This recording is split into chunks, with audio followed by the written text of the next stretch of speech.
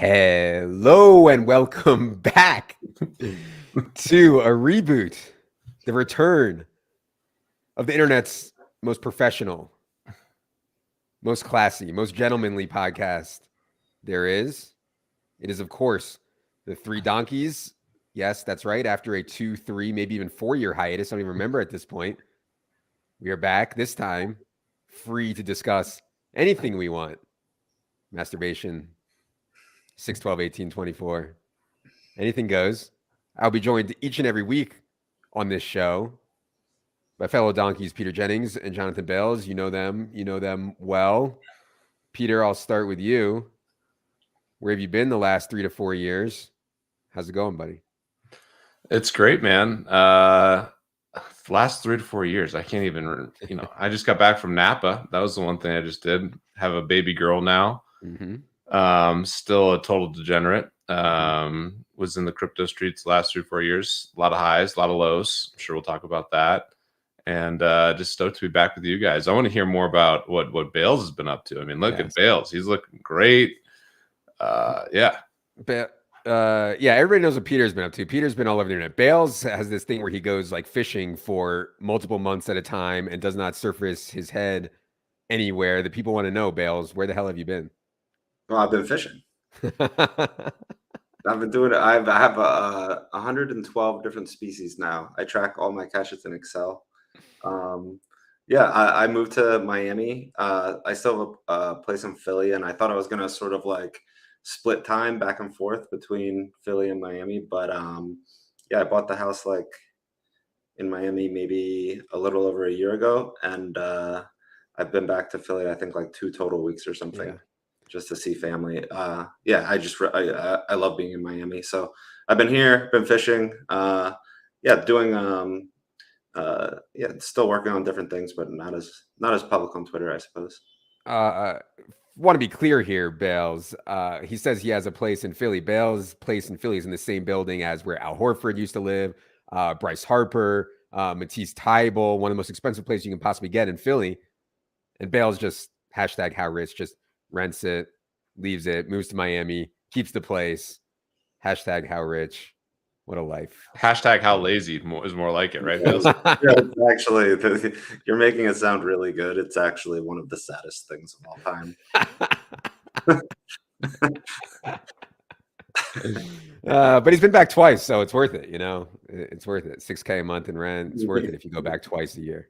Yeah, I'm paying like I don't know, $3,000 a day.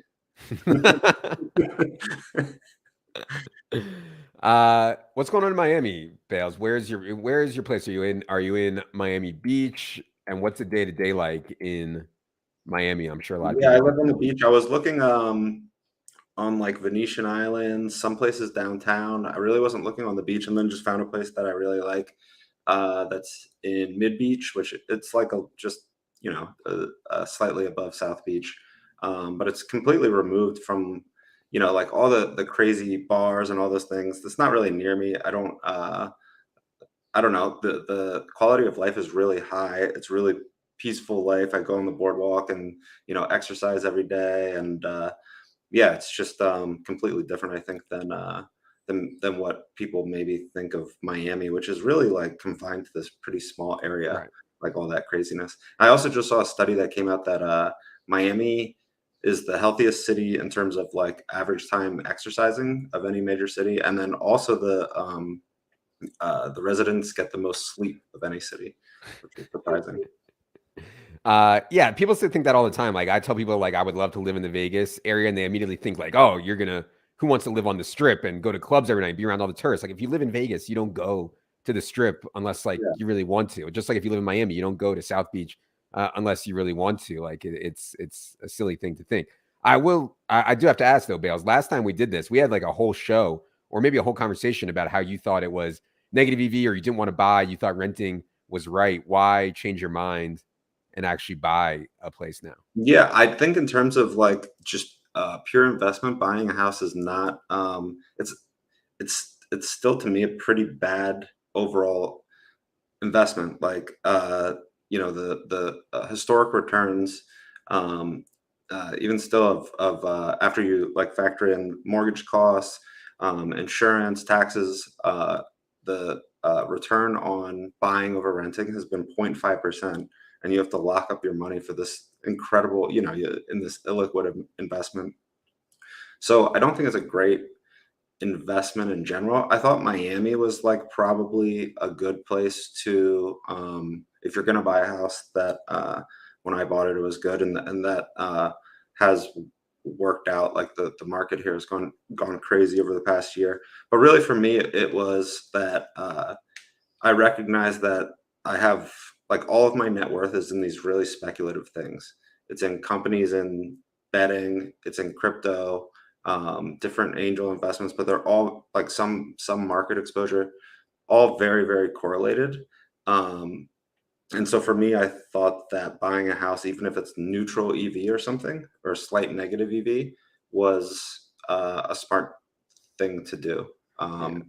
Yeah, it just it was good for me at that time. Yeah, diversifying the portfolio. Obviously, we'll talk about the market here in a little bit. Obviously, when things start to go bad, they all go bad. Like Bale said, everything he has is correlated. I kind of feel the same way too. My take, Peter, and we got into a debate about this. We were in that poker game with these guys that were, trying to say that getting ripped off on a house, building your dream house, spending a lot of money on a house, getting ripped off because the market is bad is bad. My take on primary residence is that it's not an investment. To me, this is like my life. I get one chance. I'm going to live in this house for 10, 20, 30 years. If I get ripped off building it, or if I get ripped off buying it, by a little bit of money, or even by a lot of money, like I'm okay with that, because it's not an investment to me. My primary is just where I live. I want it to be the best place possible. I don't worry too much if it's going to appreciate or not. I get that other people think of their primary as a stone cold investment. But anyways,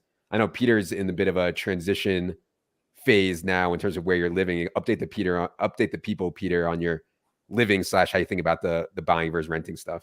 Yeah, I think these are actually two topics I really want to talk about, is the portfolio diversification. That's something I certainly learned a lot over the last year. But yeah, on the house situation, we bought a house when Ashley was pregnant. Love our current place, but we were, really excited about our forever home. One of the only good things I did last year from an investment perspective was I traded Luna for land. So that worked out pretty well.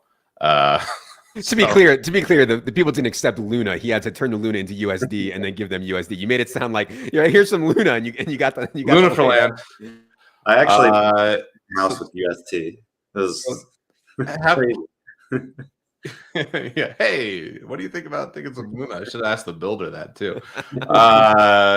So that ended up being, we bought land in our favorite spot, and basically, in that poker game, they're arguing that this is like the worst time ever to build. And broadly, I'm with you, Adam, especially for someone like myself, someone like you, where, I work from home. I spend so much time at home. All I want to do is play games with my friends and like host people. So I definitely aspire to have like that type of place. And I think that this certainly can be that. The only thing I'd push back on that I did learn kind of from that game, Adam, that I think is really relevant, and another part of the equation from just like managing your life, is the taxes.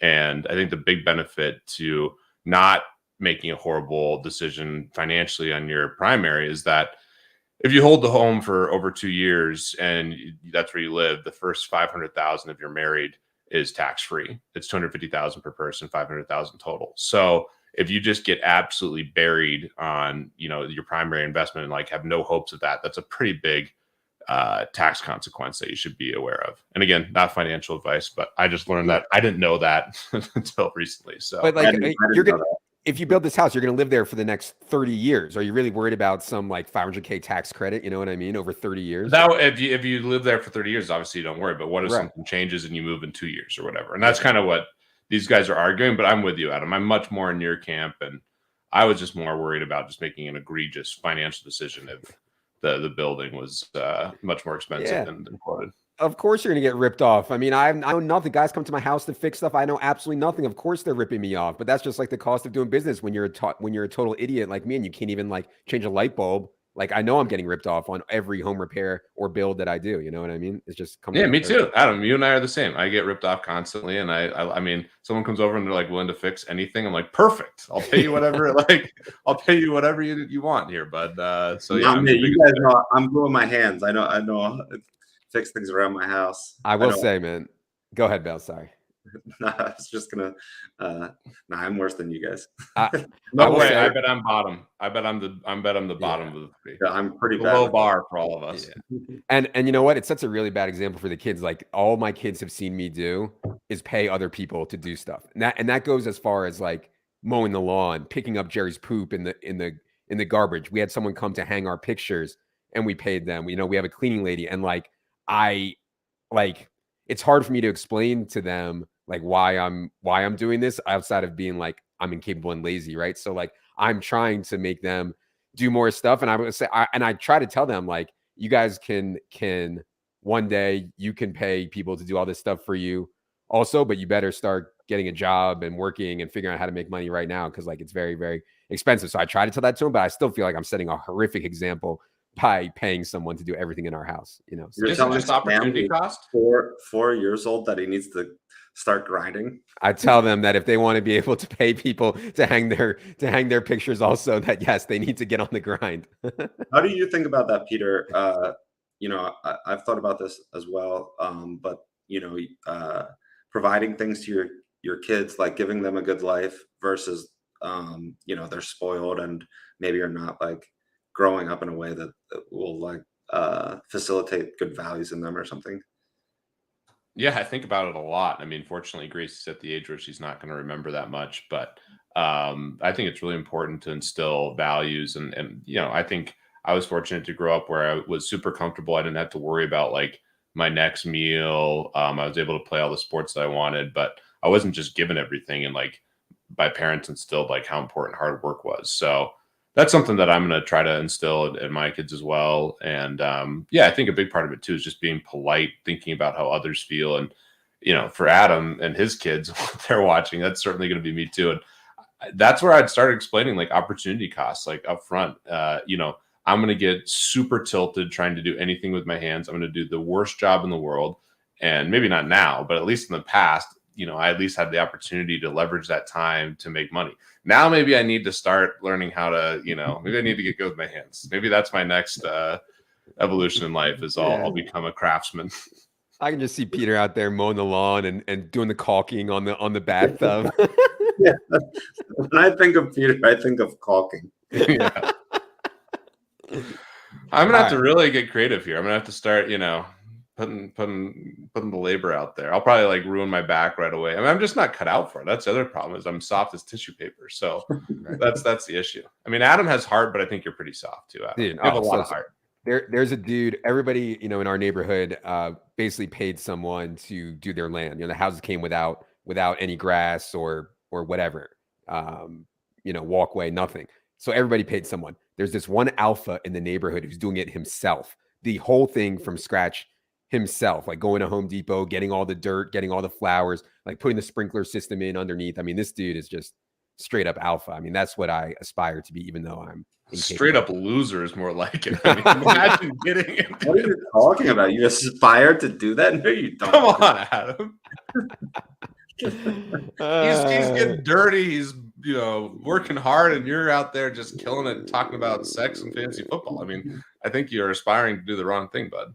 All right. Anyways, we have a couple other topics we need to get to here. We can circle back on all that life stuff on other episodes. I want to go back a little bit to the markets because I feel like Bales actually set off the market, which is so insane. Like a worldwide NFT bubble was set off by Bales writing that he bought a $35,000 John Moran TopShot card.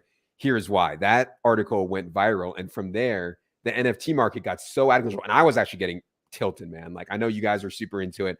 I was just like never into like fucking crypto dick butts and toads and apes. I thought the whole everything, every PFP project that came out, every time I saw a new one, I would get more and more pissed off. I thought it was so fucking stupid. The only thing that I ever had or liked was Punks and TopShot and Zed. That's it. I thought those were like the only three cool projects.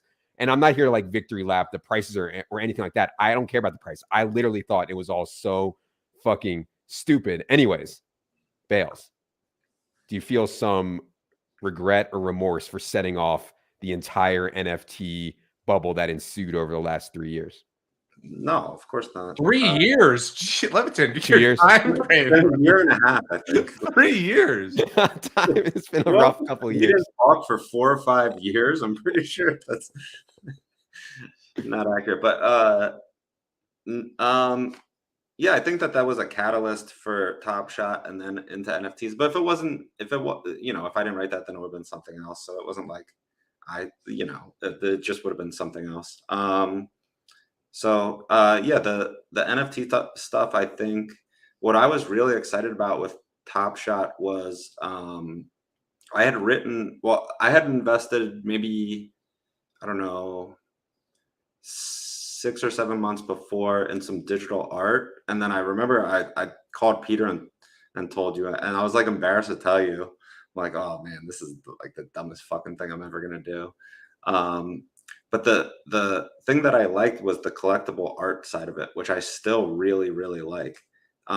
If you think about, like, everyone loves art to some degree, and people that trade cards. Like I just saw eBay, for example, set up a vault for cards, and there's been these vaults where you don't actually exchange trading cards. It's just like this idea of a card, and it exists, and it just doesn't make any sense to me over just having it be completely digital. So when I was looking at different investments at the time, I was looking like, where are these areas that something that is physical could move digital and will become much better.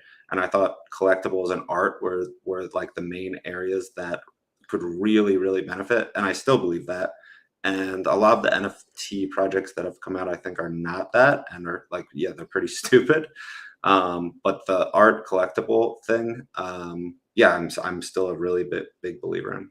Yeah, I agree, and I think the technology is amazing. I think TopShot is actually really cool. We can talk about the pricing here in a second, which is a whole other story. My issue was more like everybody was just like, "Oh, I'll just do an NFT project and I'll get a celebrity and I'll make a whitelist, and I'll make a roadmap, and I'll have 10,000 PFPs and I'm going to be rich." Like that was all so ridiculous. Agree that TopShot was an actual like good use. Zed is an awesome, good use of the technology. Peter, any takes on the NFT market and what's happened over the last, I guess you guys tell me, a year and a half now? It feels like it's been 5 years at least. Yeah. Just to circle back on the timing too, Adam, you moved to Colorado, which has been awesome. It's been so fun spending time with you and Lauren. But you're totally in the burbs now. You and I are just soft suburban. Yeah, it's great. It is really great. It truly is.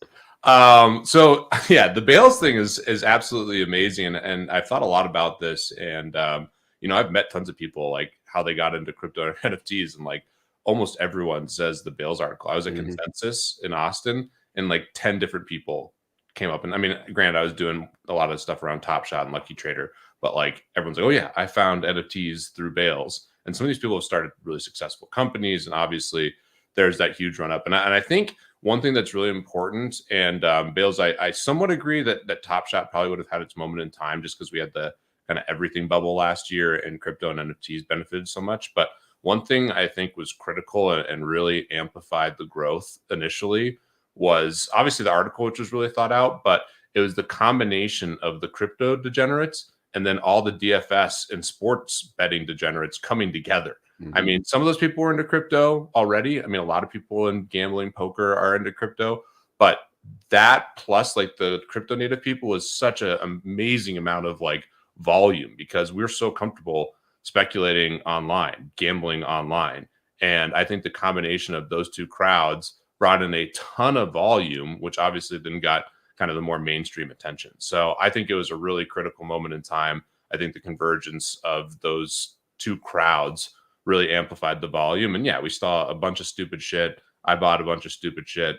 I'm still really optimistic and excited about some use cases. And I think for sure some of the art is super sick.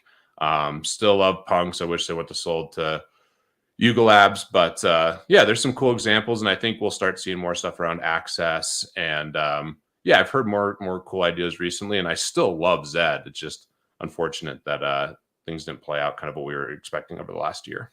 Well, that brings me to the pricing aspect of it, Bales. And I know you've thought about this. Just because you're early on something, just because something is cool, just because something works, doesn't mean that pricing is in line. When freaking Tyler Harrow Top Shots are selling for $30K, et cetera, the pricing has gotten out of control. So I guess people probably want to hear from you, Bales, about what you think about what happened to Top Shot pricing, I guess, and maybe where you think it'll go from here if you have any takes. Yeah, well, one of the reasons that I liked art and collectibles is that there's no theoretical limit on like what something should be, is like just like, I guess, consumer confidence or something. Jeremy Levine, who's a co-founder of Lucky Trader and Underdog, and he started Underdog,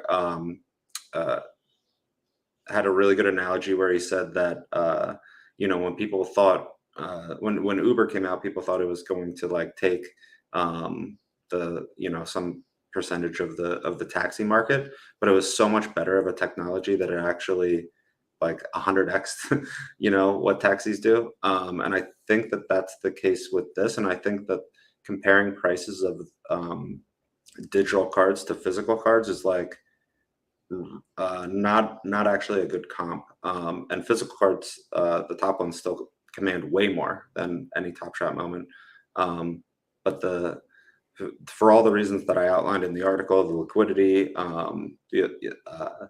the ability to you don't need to like have this card shipped to you, hope it doesn't get destroyed, send it to someone else, find the highest bid on eBay, whatever. There's so many reasons that digital collectibles are better than physical collectibles, and the same thing with art. And I think that the prices will probably reflect that, because it opens up the pool of people that can potentially invest in these things is so much greater, and there's so much less friction that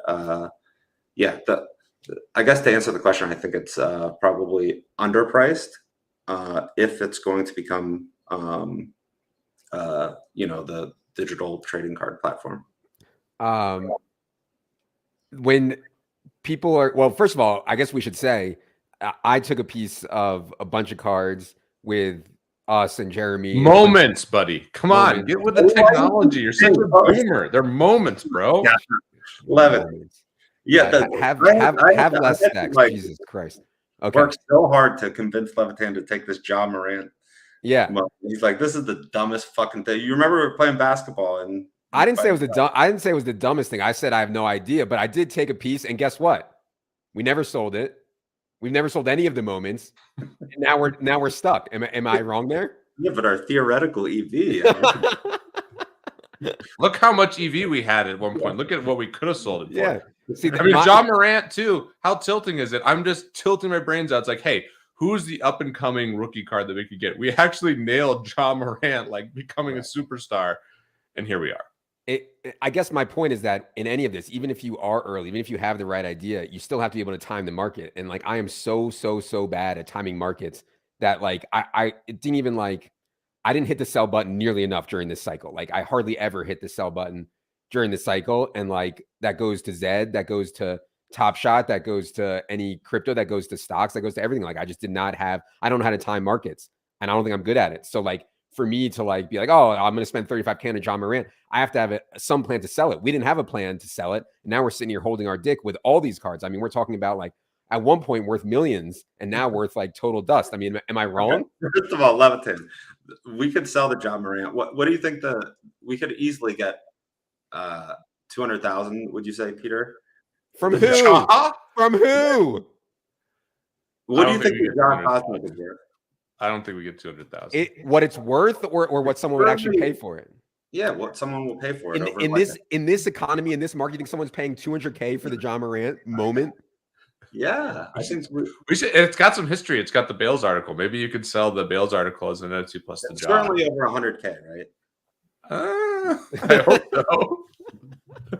Dude, our bags might be down real bad. Are we just sitting on dust? Yes, that's what I'm saying.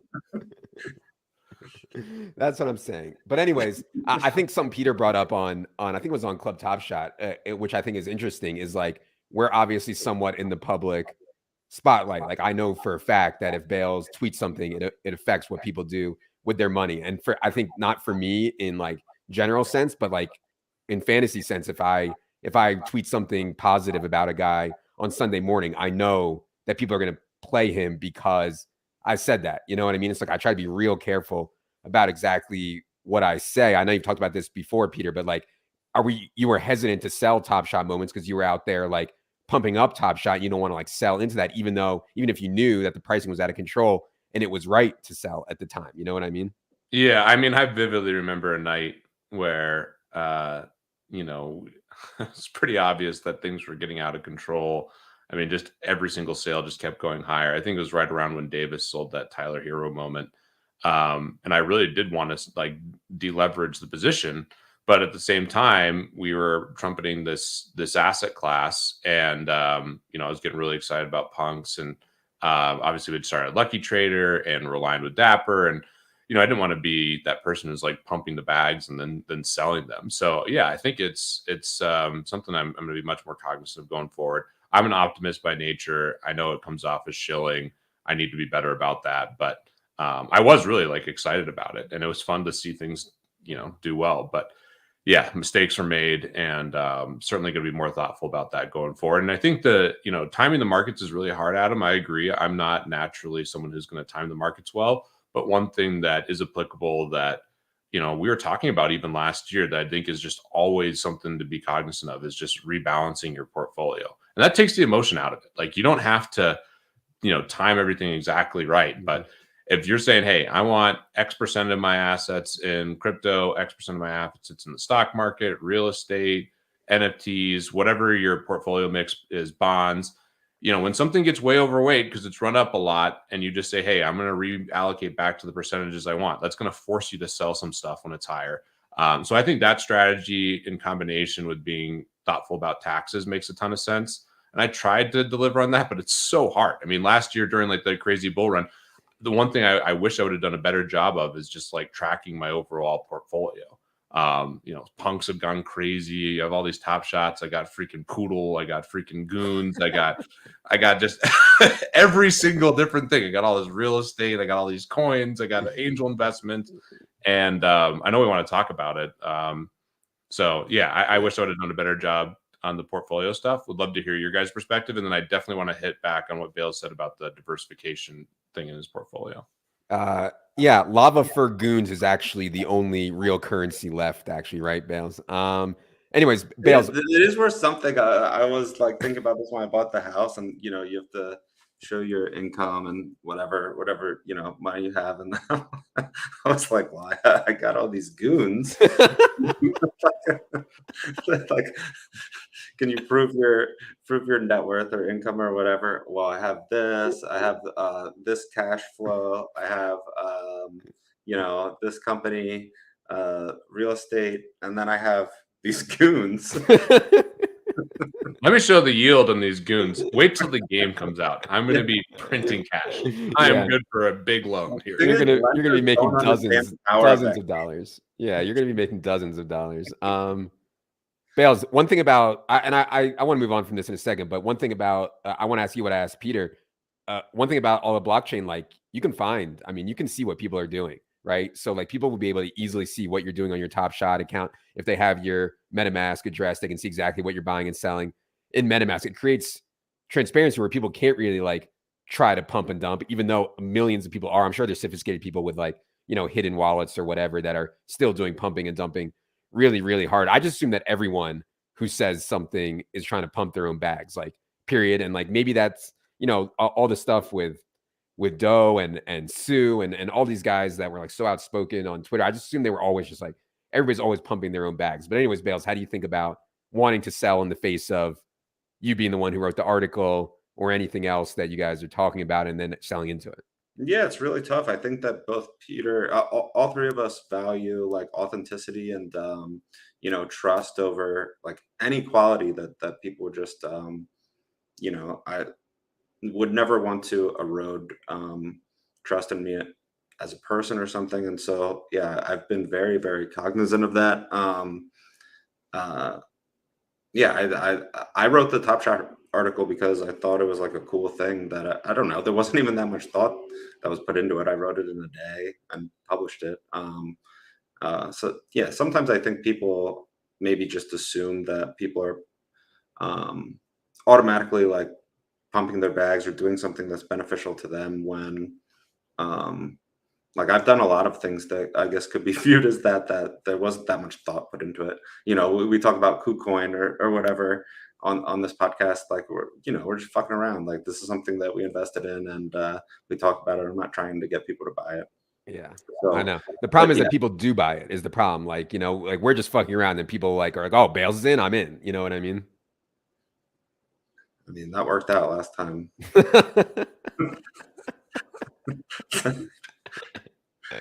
I know. Yeah, I do. It's something I definitely don't. It's not something that I'm like. I've thought about it a lot, and yeah, it's something that's scary to me because I don't like. I don't know anything. Right. I'm just like fucking around like anyone else. Like I just guess, and if you follow me, like I don't know. To me, but like people need some personal responsibility. Like I, I would never like I think some people are super sharp. Like I think Timex is pretty sharp in crypto, or Cunty Cakes if you know them. And sometimes I'll tell those guys, and if it doesn't work out, I wouldn't blame them because No, of course. Yeah. But yeah. Yeah. One thing I would say though, and the poodle stuff is a great example. Like you could tail Bales into poodle and it could run up, but you have no idea when Bales is selling. And the next thing you know, it could be going down, and you could find out that it was actually Bales is the one that was selling right down your throat. You know what I mean? And so that's kind of stuff could happen. You don't know. You know when Bales bought. You don't know when That he is a sold. good hypothetical. Benedict Bales. I was waiting for when he would use the nickname Benedict Bales. Oh, the poodle. The poodle was all time. Guys, we have to hold and pump the poodle. Yeah. Hot hoodle the poodle. I was doing that orangutan gif. I mean, it was so bad. Honestly, man, I lost. Just having fun with my friends, dude. We're just having fun. To that point, I lost obviously a lot on poodle. I swear it was the most fun I've had in the last like 2 years. It was so fucking fun just talking about poodle and being in the Telegram. The poodle. It was so. Some of the people in that community were all time. To close out the investing stuff that I think is really important is the diversification. I think we were all pretty aware that inflation was coming, and that was one thing I was talking a lot about last year and really trying to be thoughtful about. And I thought I positioned myself, in a reasonable way. Had some real estate, held on to Boomer Gold, obviously had these crypto assets, then, stocks, private companies, all these things. And I was like, okay, I'm young. I have this diversified group of assets that in an inflationary environment should perform pretty well. And the thing that I just highly underestimated was how correlated all those investments were, and that inflation could play out in a way where, it's just even hotter than anticipated, which forces the Fed and monetary policy to be extremely hawkish, which crushes risk on assets. So that was the big thing that I learned about in in hindsight. I could have hedged my portfolio, still been really long with a lot of these things I think have alpha, and just put in some like high, some extreme hedges and been in a much better place. So that's the lesson for me. And I think a lot of people are feeling that, millennials finally had their moment in the sun. We had all the meme stocks only go up, crypto went crazy. And then of course we get buried again. So just something that I think is relevant and rebalancing your portfolio and then understanding the correlation within your assets, I think is really important. Yeah, that's a really good point, because just because you have different like asset classes or different types of investments doesn't mean that they're not completely correlated. Like they could be extremely correlated. And that was something I remember you, I forget who it was, Peter, but there was an investment that we were going to do. We ended up not doing it, but it was in masks. And I actually liked that. This was at the beginning of COVID. We were going to buy a bunch of masks or something. But I liked it because we were really exposed to sports. And like, if you think, well, like, what are the downside scenarios for us? It's that sports get stopped because COVID is so bad. And then in that scenario, probably mask usage is going to be way up. And so it was already like maybe a plus EV investment, but then it becomes much better within your particular portfolio because your downside is in like sort of the opposite direction type of thing. All right. We'll talk more about markets on future shows. I do want to save enough time here for Laden, but we have to get to, we kind of buried the lead here. The lead is at your newest investors, your first ever investors.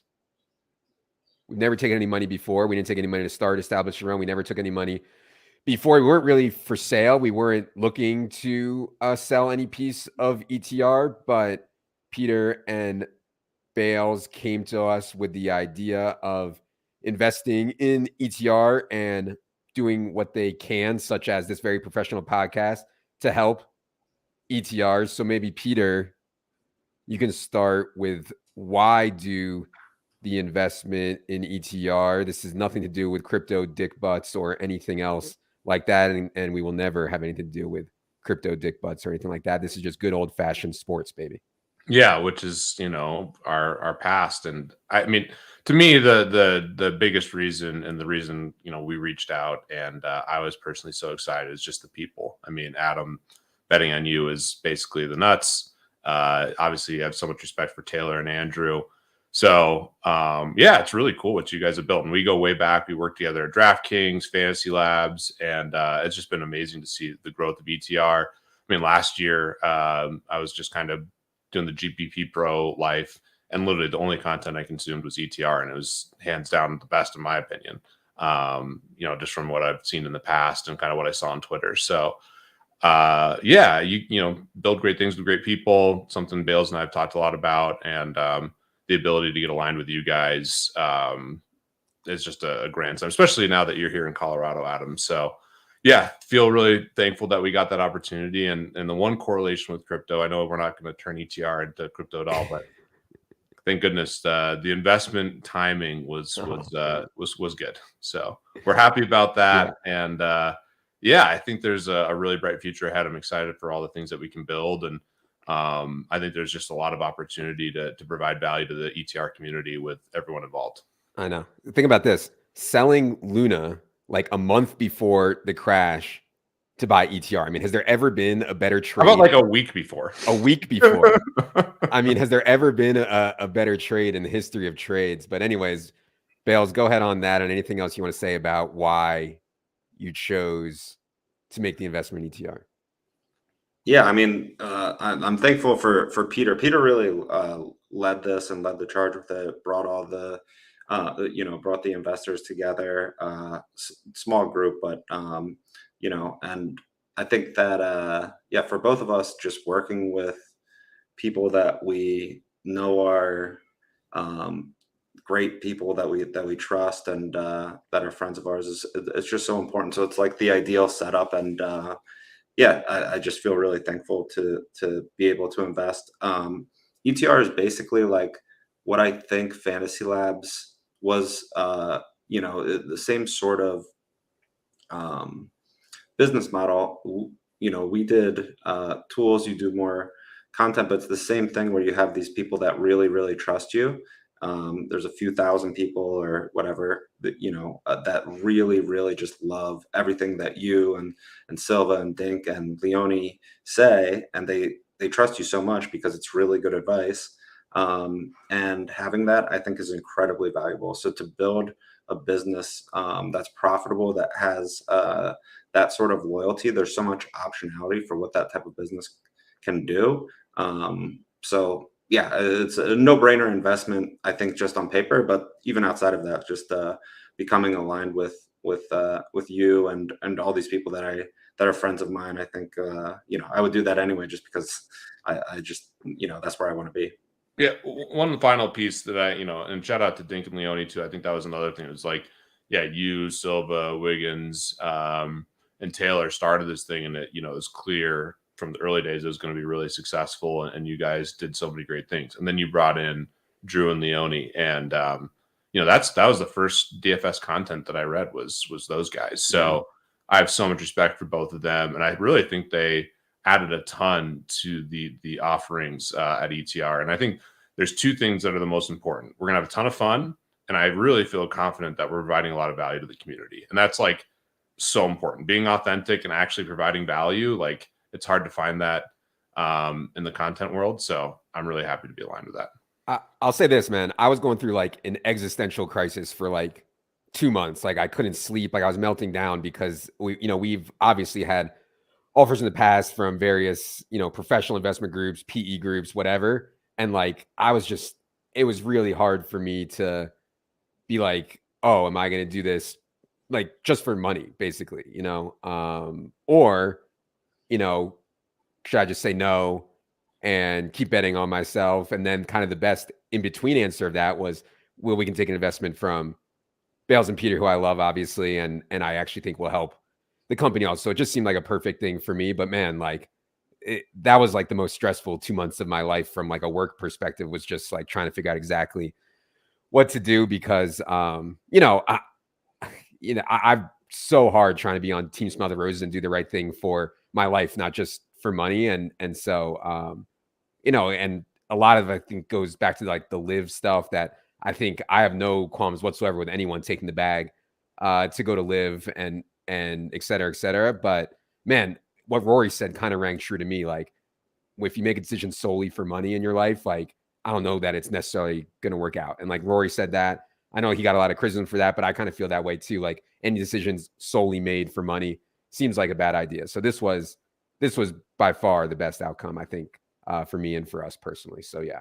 Maybe on another show we could talk about that, like our views on money and what that means. And because I have a lot of opinions on that. And I think money is really important, and it can facilitate being happier and more content in your life. But it can't be that you're just chasing money like that. The money is just a tool to live the type of life that you want to, whether it's spend time with family or do some hobby that you like. And yeah, so that question, like if you can get life-changing money at once that will allow you to do those things that you love or be around people that you love, if you have the right intentions, that is a serious question that you need. Like, that's not selling out. That's it's a really hard thing to sort of navigate. But we don't need to talk about it now. But your guys' view on money, I think, would be a cool thing to talk about. Yeah, mark that down, Adam, and I definitely want to talk like a long time. But I think the three of us share something with the view that I think is kind of what you're saying, Adam, and broadly I think some of the guys doing the live thing are just chasing this, but to me, money is just really the ability to have freedom to do what you want. And that's what I think all of us value. I mean, Adam and I want to go to the gym in the morning and be able to do that, play tennis, do 6, 12, 18, 24 challenges whenever we want. I mean, there's the ability to have the optionality with your time versus having to go in and do something you don't want to do, I think is really the long-term value. Yeah, we're definitely going to talk a lot more of that, but so glad to have you guys on board, and we'll have more details later about how that's going to look front-facing. But for now, Three Donkeys is the spot you need to be to hear Peter and Bales takes. I do want to do some news stories on this show going forward, and news stories in gambling that I think are interesting. I don't want to spend a ton of time on this, but I got to bring up this Paul Pierce story, man, because when I read this, Peter, I mean, me and you have played in some home games. I don't think money was ever an issue there, but I've certainly played in home games casino games where like the fish goes broke and people loan the money fish in keep this game going in order to keep this game amazing. There's some risk reward calculation there where you understand that you're making a loan that may not get paid back, but you're also keeping the game going, and this guy is going to lose. And so I think that's the case with Paul Pierce here. And I've played with Paul Pierce, and he is almost certain he's, understandably not the best poker player I've ever played with. He's going to lose a lot. He's also worth zillions of dollars. I would be okay loaning to Paul Pierce to keep him in the game. But now there's a lawsuit out there. Stephen Carmona claims that he hosted a private game at his house on January 27th, invited Paul Pierce, who's an avid but recreational poker player. He apparently gave Pierce a $150K loan to enter the high stakes game with the promise of paying it back within 7 days. Pierce only returned $10K of that money allegedly, and then borrowed another $40K for a different game. hasn't paid that back either. So now Carmona is suing Paul Pierce. All this, of course, is allegedly Pierce reportedly made around $200 million in salary during his 17-year NBA career. I don't know, Peter. I feel like loaning in general is a really bad idea. I try not to do it. I've done it before, but like part of being in these games and like poker now has turned so much into what games can you get into, not how well do you play, is just like, hey, yeah, Paul Pierce needs 100K, whatever. Here you go. What do you think about all this stuff with Pierce, Peter? Yeah, just to your first point about just loaning in general, it's something that I've thought a lot about. I've been in that spot more than once. And the way I've tried to handle it going forward, I think if someone is asking you for a loan, basically the way to handle it is ask for as much transparency and action items as you possibly can. Because a lot of people just want to loan money. They'll give you like a vague reason or whatever. But if you're in that spot, I think the best thing you can do is just get like a ton of transparency and ask the uncomfortable questions. And I think that would have been helpful with Paul Pierce. I mean, who knows what his financial situation is now? Obviously made a lot of money. He went off the rails, I believe, with ESPN, has some other media stuff that he can do. I mean, he certainly has potential future earnings, but we're talking about real money here. And I don't think it's a secret that Paul Pierce enjoys gambling. And, there's plenty of stories about people who've made a ton of money losing it all gambling. So, he's famous. I get it, but I would be hesitant without a lot of details to loan the money. And yeah, I get it. Like, you can make the game way better. And maybe the EV calculation is a little different if like, hey, I can get Paul to play. I'm the best poker player by far. It gets these other people in the game. So like my overall EV might still be, in the green if, Paul Pierce is playing, but it's a tough dilemma. And it's just not that surprising in the gambling world. Like there's so many people who you think are so well off that are looking for money. And like the biggest red flag that I see all the time is like the super flashy, arrogant people who have the really fancy cars, the super nice watches or whatever, and they're asking for loans. That's like the immediate stay away. Yeah. I show up to this home game we play in Denver. Everybody's got the Audi, the Bentley, the Tesla. Everybody's got all. We're showing up in your Honda Pilot. I show up in the Honda Pilot. It's actually embarrassing getting out of the car in the Honda Pilot, but no, I love my Pilot. Bales, what do you think about loaning? I mean, the issue to me here is like if there's even a 10% chance that you're going to get stiffed on 150K, there's no way the game can be good enough that you can overcome. Exactly. My thinking is that if you have like, we all are like pretty, I think, good judges of character. And if you think someone is like likely to stiff you, then their chances of doing that are probably pretty high where it overrides the EV that you're going to extract from them being in the game. Yeah. It's just not worth it. And then there's also stress related to that. Like, you lose life EV from stressing about these things, owing people or, trying to get people to pay you back and things like that. I think that it just is, it comes down to your judgment. Like, if you or Peter said, hey, I'm having like a liquidity issue, I need $250,000, I'd send it to you today. No problem. It doesn't matter. You don't need to explain yourself. You don't need to say why you need it. If Paul Pierce asked me for that, all right, Paul. Like, it just is like circumstantial, I guess. Well, just details on. I don't think you should be loaning people. Right. Just to give people context on these private games that people haven't played, and typically the game is played on a sheet so that people don't have to bring cash. In other words, everybody has access to credit. So I feel like this guy Stephen Carmona was likely running a game. He was giving everybody credit probably, and he gave Pierce credit, and Pierce didn't pay it back. So like it'd be hard to be like, you can have credit, you can have credit, you can have credit. Paul, no, you have to show up with cash. Although we've seen that people in the game, their credit, some people have different credit limits than others. Sure. And like very specific rules though around it. So if you're going to give someone credit, this is the limit, and at this date it needs to be paid off or whatever. Or at this, me and Peter have a sheet, or we've had a sheet in the past, and when it gets to a certain amount, then we send it to the other person. Yeah, having dynamic credit limits makes a ton of sense too, and I think Bales made a really good point, and just something in general to be really thoughtful about. If you have friends or family or people come to you looking for loans, there's a ton of stress that comes with that. And I've seen tons of relationships ruined that way. You hear stories of people who are like, oh, I loaned this guy money and never see him again. When I was younger, there's people I've loaned money to that I've never talked to again. Like, and I was even selective, at a younger age, relatively. Certainly I've gotten a lot better at it as I've gotten older, but it's a quick way to add stress and ruin a relationship. And like the upside is just not there most of the time. So. And you have to know your personality type too. Like you're non-confrontational, Peter. So am I. Like if someone owes me money, I'm sort of just gonna like wait for them to pay me. It's like hard for me to even go, hey, you owe me this money, give me this money now. We're not necessarily going to do that. And if you have someone that is acting like even in the most remote way shady, they probably won't pay you until you ask them. I had a funny incident like maybe 10 years ago. I was in like a poker players fantasy league, and we all paid up front. I think it was like 500 or something. I don't remember. And everybody paid, and the commissioner, I won. And when it came time to pay, was like, oh yeah, I don't have the money. You have to give me some time. Like I lost it or whatever. And like a year went by, and this dude just like wouldn't pay. My buddy was like, I'll get the money, because like I didn't want to harass this guy. My buddy was like, I'll get the money for you. Just give me a couple hundred and I'll just harass this guy until he pays. And so my buddy just started calling and texting this guy literally every day, like showing up in casinos and like being like, where's the money? Where's the money? Where's the money? Until the guy finally paid, So like if you're willing to do the debt collecting thing, there's a whole like debt collecting industry out there, but that's certainly not me. And as Bales said, I don't think that's any of us really. I really think it comes down to just being selective of, the type of people that you're going to extend credit to or whatever. I've never been stiff in my life, and I think that's mostly because if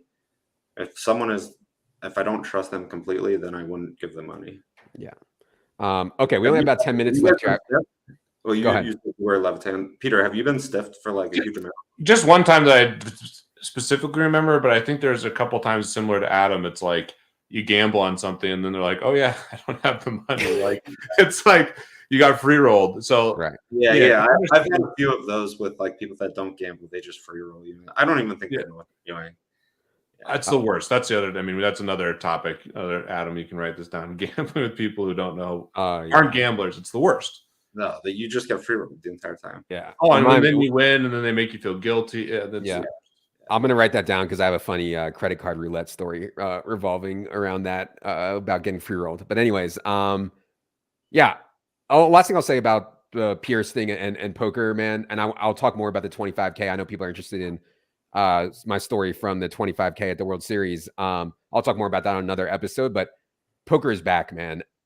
World Series poker is going to break every record this year. Like people that I know who are into poker a long time are like getting back into it, and I think some of it, at least partially, has to do with markets. Like I think people made a lot of money in crypto, but also lost a lot at the end, and maybe they don't have enough to be done. And so now you see them going back to poker, going back to DFS, et cetera, and getting back on the grind. So, oh yeah, for sure. Okay, we only have about 10 minutes left. I'd be remiss if we did not get to Laden. Let me explain for those guys who have never played Laden or seen the show before exactly what Laden is. This is a game that we're going to ask each other questions. The way you win is not by getting the answer right. It's by getting closest to what the person thinks. In other words, I could ask Bales, how many toes does a centipede have or something like that? And we wouldn't be trying to guess what the right answer is. We'd be trying to guess what Bales will say. And so who's ever closest gets the money. Pretty really simple game. You guys will get it as we play along here. We just need pen and paper so that we can prove that we're writing this stuff I'm doing mine on my phone for what it's worth. Yeah, we only have 10 minutes. We only have about 14 minutes. Yep. Okay. Well, let's go. So I can ask the question. I can go first if you guys want. Sure. I got questions too. Yeah. Okay. Some of you guys may remember 6/12/1824. I didn't trust Bales that he would, during the masturbation portion of 6/12/1824, that he would actually masturbate to completion. I thought there could be some dry coming. And so in order to verify that there was no dry coming, Matthew Friedman, one of the sickest pups that I know, volunteered to put on a hazmat suit and go in and verify. So my question is, and this is for Bales, how many nightmares has Matthew Friedman had about being the referee for Bales' masturbation bet? Lifetime nightmares that Friedman has had, or just dreams about. That's a big dreams versus nightmares. A big distinction. There could be a real, let's do dreams because nightmares are subjective. Yeah, dreams. Any dreams? Been, how many dreams has Matthew? How many dreams has Matthew Friedman had about being the referee for Bales' masturbation bet? And by the way, 6/12/18/24, if you guys don't know, is just to get a challenge that Bales did. You have to do these 4 things: masturbate, eat donuts, drink beers, run miles. You can assign however many of them you want to each number. And Bales assigned, I believe it was 12 masturbations in 24 hours to completion that Bales did. And Friedman was able to verify those. Anyways, let me think of an answer here. I'm asking Bales. You haven't lived until you've had another man verify that you've come 12 times in a day. Okay, I have my answer. I have my answer. All right. I think Bales will say 1. I went very low. I think Bales thinks that Friedman has not had many nightmares or dreams about this. I thought about that too, but I think Bales might think he went a little higher. I mean, it was a big experience for him, so I went with 16. My answer is 0. Yes. No. Yes. I don't think definitely having dreams about it. Having a dream about anything is kind of rare. Yeah. Yo, what are you guys dream every night? Well, you dream every night? I mean, other than when I'm blackout drunk, I guess. But yeah, I have vivid dreams almost every night. Wow. I want to talk. Write this down for next show, Levitan. I got this Aura ring that tracks my sleep. So like how long you're in deep sleep, REM, light sleep, etc.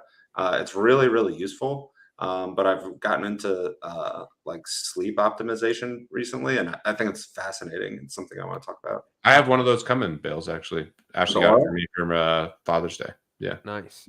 Cool. I only dream when if I'm like half asleep. In other words, like if I start to wake up and then I go back to bed, I have these crazy dreams. But other than that, I don't think that I have too many dreams. Anyways, the stakes here, by the way. So I won that one. I get 100 and Peter loses 100. Bales doesn't. Nothing happens to Bales. All right, go ahead. All right, I got a question for Bales. How many podcasts has Adam Levitan done / live streams in the last 7 years?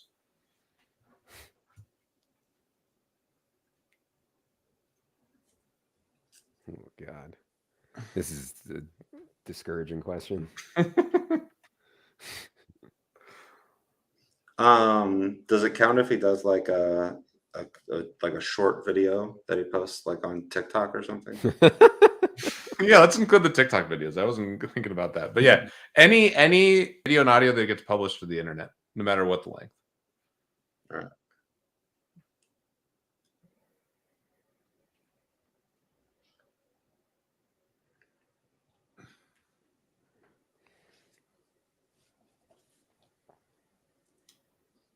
I got my answer. I have my answer. All right, I said 1420 for the 420 joke. I said 1275. 700. Yes. Dang it. I was estimating 2 a week. I don't know, because there was a time when you weren't doing that many, right? I mean, buddy, this has been way higher. The ETR thing is like at 370 episodes or something like that, right? I mean, even during the DraftKings days, I was still doing the Roto Grinder show. I was still doing 2 or 3 shows for DraftKings, and then I would also like do like stupid videos and stuff. And so yeah, I mean, I've been doing probably between 3. I thought you would go low, so I did 3.5 a week on average for the last 7 years, but I actually think it's probably closer to like 4.5 a week. It's everywhere. All right. Well, I'm earning here. I have a question for Levitan. How long would it take you to travel from New York to Los Angeles while riding a very large dog?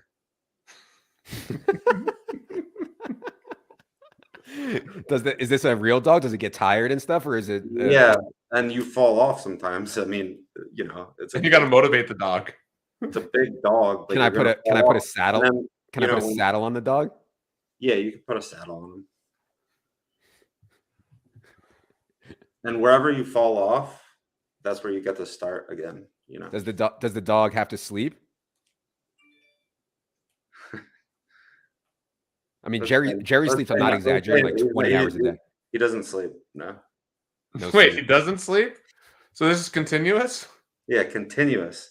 New York to LA. How long would it take him to get there riding a dog?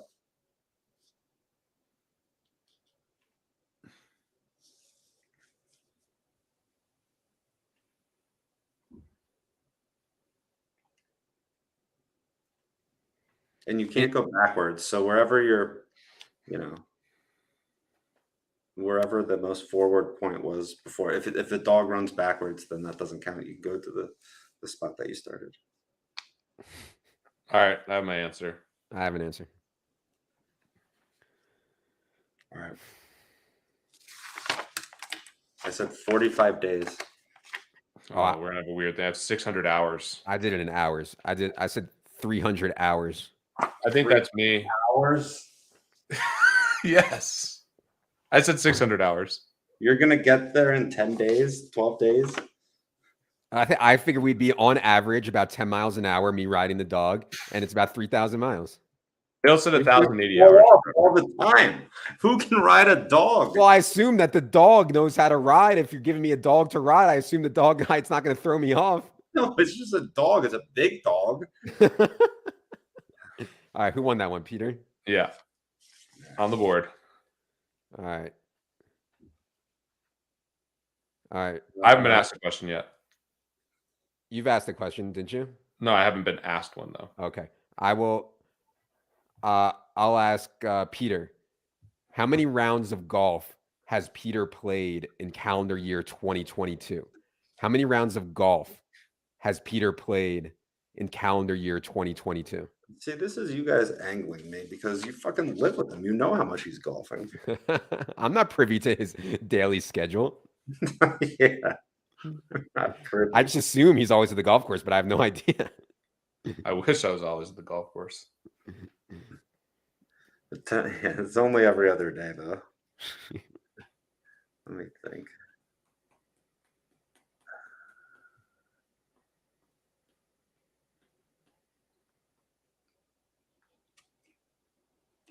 Okay, I have an answer. It's rounds of golf, right? Rounds of golf. Okay, I have an answer. All right. I think Bales might underestimate how bad the weather was in like January, February, March here. So I went, I think a little low. I have 40, what do I have there? 48 rounds. I have 35. Oh, no. 24. God, I knew it. I should have. Yes.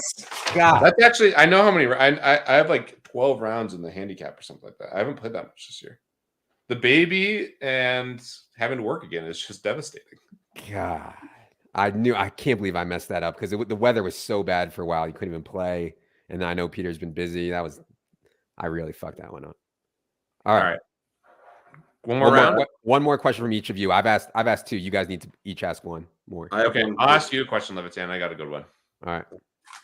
How many JOs has Bales done in his entire life? Entire life? Yep. Oh my God.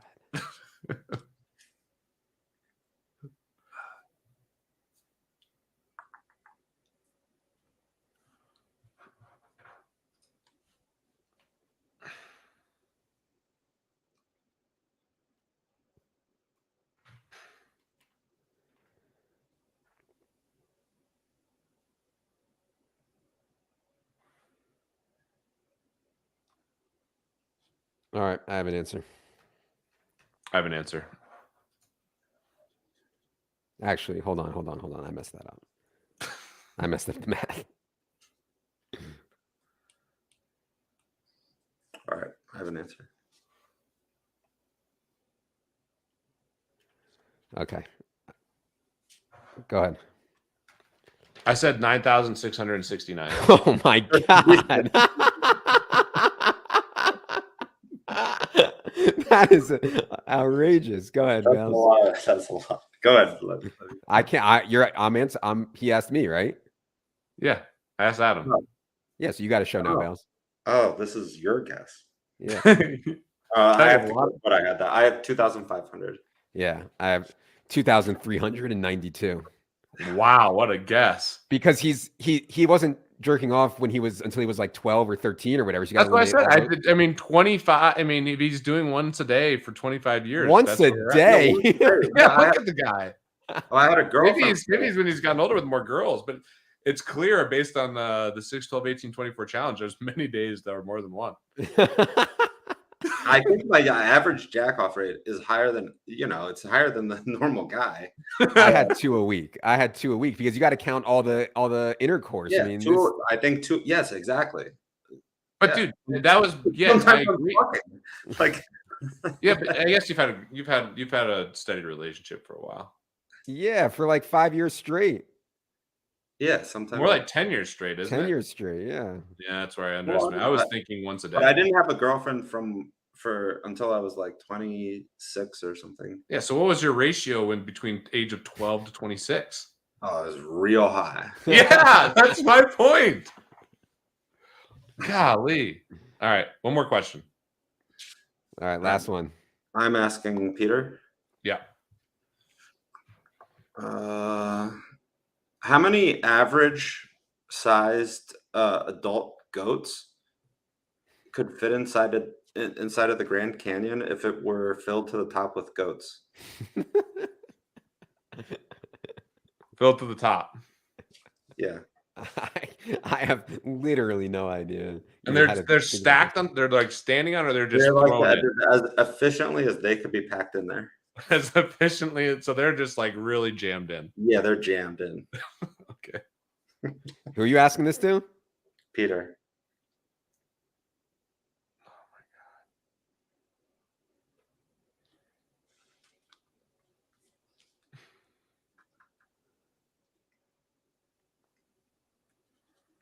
I have an answer. I have an answer.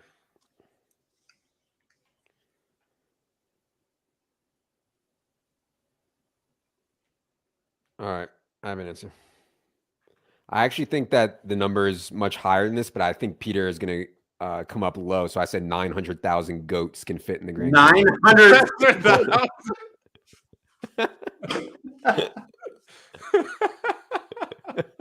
What'd you say, Bales? 101 billion. Billion? Yeah, billion. Dude, are you insane? No, Peter. But Peter's 25 million. Oh my god. I shipped that, right? Yeah, you win that. I won a lot. I almost said 100 million. I mean, goats are pretty big, but it is a vast. Dude, are you guys thousands? All right, we got to get out of here. We have a hard out here. That was fun. I won 3. Peter won 1. Bales won. I'm sorry, I won 4. Peter won 1. Bales won 1. Shout out to me. Wow, Levitan. It was really fun being back. I hope you guys enjoyed this as much as we enjoyed doing it. We're going to be doing this weekly going forward for the indefinite future. Be sure you're subscribed on Very Special, not on the ETR, but be sure to subscribe to the ETR YouTube as well. But we have our own 3 Donkeys YouTube, and subscribe on podcast. It is indeed free. Helps us out a lot here on this very professional podcast. We'll be back next week to talk about more of this kind of stuff. If you guys ever have anything you want us to talk about, or as a news story you want us to hit on, anything like that, feel free to reach out, DM me, and we'll get it, and we'll talk about it. 4 Bales. 4 Peter. 4 all the goats in the Grand Canyon. I am Adam. Good luck, everybody.